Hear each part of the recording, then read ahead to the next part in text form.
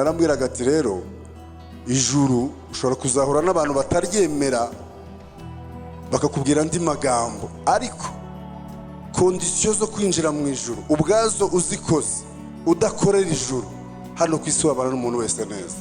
Gushyingura umubiri wa papa Kitoko biberwa mu Geyo Jonas byaranzwe n'amarira gusa, by'umwihariko ubwo Kitoko yavugaga ijambo ryubaka umubyeyi wamusigiye. Abari aho bose barushagaho kugira agahinda, ndetse na mushiki wa Kitoko nawe yatumye abari aho bose agahinda kiyongera ubwo bari bamuhaye umwanya wo kuvuga ijambo. Nzagukumbura Mana, nzagukumbura papa.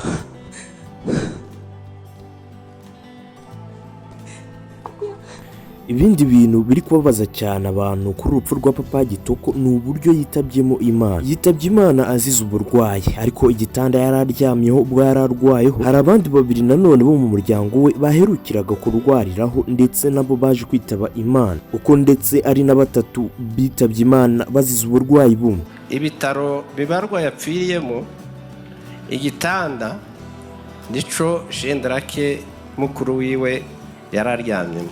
Ibizo bitaro ni nabyo mukuru wacu wundi nawe yitabiyemo Imana muri CHK. Nk'uko mubyumviye, uko ndetse ari na batatu bazize uburwayi bumwe, kandi bose birashoboka ko bazize indwara imwe.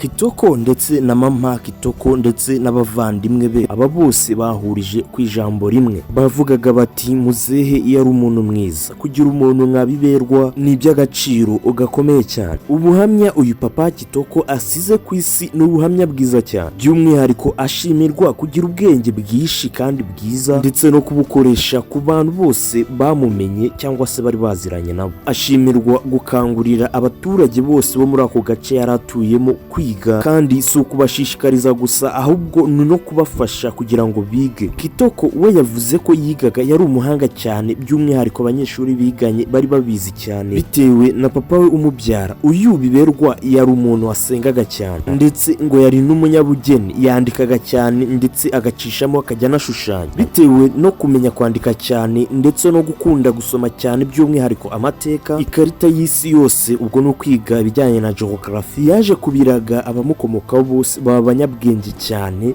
bitavugwa. Biberwa ushimwa na buri wese wahuye nawe, by'umwihariko umudamu we yavuze ko yicaraga akibaza ati se buriya mu buzima bwanjye nta kintu kibi nkora. Iki kibazo yakibazaga bitewe n'uko umugabo we Biberwa nta munsi n'umwe yigeze amubwira nabi, amwitotombera bijyanye no kuba yagize nabi. Hari n'igihe rwose yatahaga atinze agasanga uyu papa Kitoko Jonas umutware we akagira ngo aramubwira nabi, akituriza cyane nta kibazo afite. Yamubaza akamubwira ati rega n'ubundi n'imirimo ya hano ko ari wowe uyikora, se nta kibazo ngiye rwose nakugiraho, uri umudamu mwiza. Ku mateka yabo Kitoko niwe fura yabo, ariko babonye urubyaro haciyemo igihe kirekire cyane, bari baratinze kubyara. Bari bafite abana batatu, ariko hari n'abandi batandukanye bagiye barera kubera umutima wo gufasha bari bifitemo. Kubera ubwenge bwinshi uyu papa Kitoko yari afite, abaturage bo muri karitsiye bo bashaka kumenya amateka niwe bajyaga kubaza, ndetse yari ari no kwandika igitabo yitabye Imana ataramurika, ariko yari yaragisoje gusa hari utuntu yibagiwemo dukeya cyane, ahitamo kugisubiramo kugira ngo natwo atwongeremo. Ubwo numvaga uyu papa Kitoko uko ashimwa n'abana be, uko ashimwa n'umudamu we, uko ashimwa n'abaturanyi be, uko ashimwa n'abo yafashije, uko ashimwa na buri wese wigeze kumumenya akiriho. Ubwo numvaga ibikorwa yakoze akiriho, nahise mvuga ati ni ukuri kose uyu mugabo yari umuntu mwiza. Mureke twese twifurize uyu papa Kitoko ko Imana yamwakira mu bana, ndetse dukomeze n'abo mu muryango we. Ndabashimiye cyane ababanye natwe muri iyi video. Njye bagezaga iyi video nitwa Juro Olivier, Imana ibarinde.